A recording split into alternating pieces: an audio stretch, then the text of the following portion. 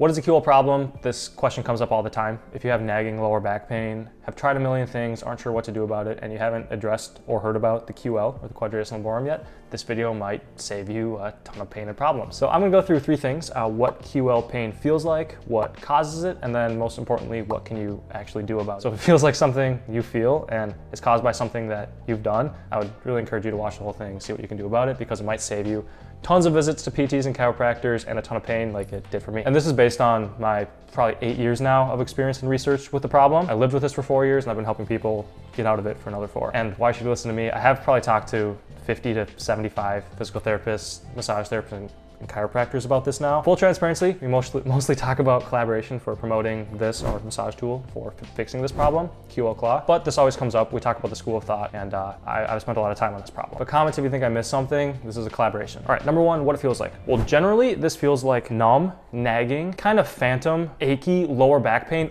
almost all the time. Like the thing with QL pain and problems is you can't really get any relief from it, whether you're sitting, you're standing, you're laying down. Because the QL is such a structural muscle in the lower back, it's always pulling kind of no matter what position you're in. So you're gonna feel achy and nagging pain close to all the time. And I'm gonna read a short paragraph from Claire and Amber Davies' Trigger Point Therapy workbook, which I think describes QL pain extremely well. Here's what they say. Deep aching pain may be present at rest and worsening pain when sitting or standing. Side bending, twisting, and leaning forward can be painful, as well as walking upstairs. Rolling over in bed can be difficult and extremely painful. Coughing or sneezing is likely to bring sharp, agonizing stabs of pain. The pain is psychologically paralyzing, making you reluctant to move. You may not be able to turn over in bed or to lie on the afflicted side. So if you know anything about the QL, you know it's a very structural, foundational muscle in the lower back. So anything that requires the lower back to move or resist or generate force, like the side bending, the twisting, the maybe a sudden movement like this or this, like you do in sports, they can hurt a lot. But even on a way less intense scale, even just rolling over in bed or walking or standing for too long can make this pain like psychologically paralyzing. And it feels that way because it's so demoralizing, and it's something I dealt with if you can't tell. So basically every movement hurts and is uncomfortable. All right, so that's what it feels like. What causes it that might have gotten you in this situation? The two main things that I've found and seen and heard from professionals is either poor posture from sitting too long or like high impact strain from sports or lifting or big physical activities. So first, the sitting example. If you can imagine slouching like this, one of the things the QL does is it helps straighten up your posture like so. So if you're constantly stretching it like this, that's actually quite a strained position. And with enough time in that position, it can become angry and tighten up, lock up, spasm, cause constant tension and pain, because if it doesn't, your back is at risk of injuring your vertebrae and your discs. So it tightens up, which causes pain short term, but lasts a long time. And now if you're here, you probably want to get out of it. The other mechanism is the sport, kind of high impact lifting or activity. And this happens when a load is placed on the QL. Okay, remember this, a load is placed on the QL that is higher than it is conditioned to handle. So you might be a really strong person, but your QL might lack endurance, and you might have played basketball for an hour and a half. And in the last 20 minutes, you finally put a force on the QL that was outside of its conditioning, and it was forced to grab. And that grab, that spasm, that knotting, that tension is what causes pain in the future. So either of those mechanisms can cause it. Basically, anyone can have QL pain because it's so vital and structural to everything we do, from sitting to high impact sports. One distinction I want to make, one thing that does not cause QL pain, and I saw a comment on this that I actually deleted because it was completely false and harmful. QL pain is not caused by walking. If anyone ever tells you that, I would run.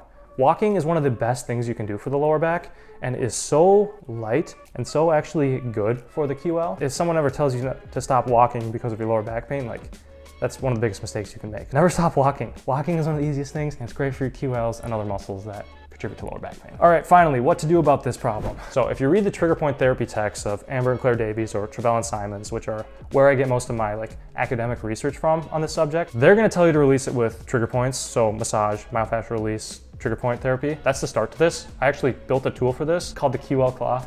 Initially, namesake, QL muscle. It also hits all the other muscles that cause lower back pain. So check this out, or work with a professional with their thumbs, knuckles, elbows even, to work this area. Foam rollers and lacrosse balls are gonna be just harder to get at it. So I would recommend, if you're really serious about fixing this, just try this or go to a professional. Otherwise, you're probably gonna get 20, maybe 30% of what you could with a lacrosse ball done. So massage, trigger point release is kind of king, number one, for dealing with the QL problem, but there's There's 4 things you can do in total, 3 others. You can stretch, strengthen, and most importantly, get it to glide. And get it to glide is getting it to move again, getting it to be lubricated and not sticky. Because if you've had a QL problem or lower back pain for a long time, you can probably resonate with this. Your back is just so locked up and like sticky and stiff that like any movement feels like you're creaky, or it feels like you're 80 and you're only 25 or 35. And the solution to that, on top of massage and trigger point therapy, is getting it to glide again. And how you do this is you work it through ranges of motion, through things like while standing up, doing weird movements like this that force your QL to lengthen and shorten and like kind of force them to get unstuck. Because if they're spasmed and stuck, like the longer they're together like this and your QLs don't glide, which if you've had pain for years, they probably haven't glided right in years. It's just like, it's sticky and it's an unnecessary force in your lower back that you want to get to move naturally, like this. You can do like, I don't know what to call these, like little hip ups, or just walking or jogging, or doing a light physical activity where you can get the blood pumping a little bit, get your heart rate up, get blood flow, get a little bit of lubrication and nice movement in there, and start feeling a whole lot better. So we covered massage and get it to glide. Stretching usually is gonna come after massage and trigger point therapy because it's really hard to stretch a QL that just has angry, spasmed knots in it. Like if you've been trying to stretch it and you can't, and you haven't tried trigger point massage therapy, try that first and then do it again. And then the last thing, number 4, is to strengthen. And now this is your QL resilience. Do your side planks, suitcase carries, payoff presses. I made a pretty good video on this, I think. But this is your QL resilience, so this problem doesn't come back. So if you don't do this, you're probably gonna be susceptible to just falling right back into QL pain. We wanna build a resilience so we can live a physically active life, so don't forget to strengthen. Now, if any of this resonates with you, check out our QL Claw, the best tool for fixing QL pain. We also share the stretching, strengthening, get it to glide techniques along with this, so check out our website. We just redid it. I think we have some pretty good tutorials and resources. But yeah, thanks for watching. Hope you don't have a QL problem, but if you do, glad you found this video. And leave a comment if you think there's anything I missed or if you have tried this before. But thanks for watching, and we'll catch you in the next one.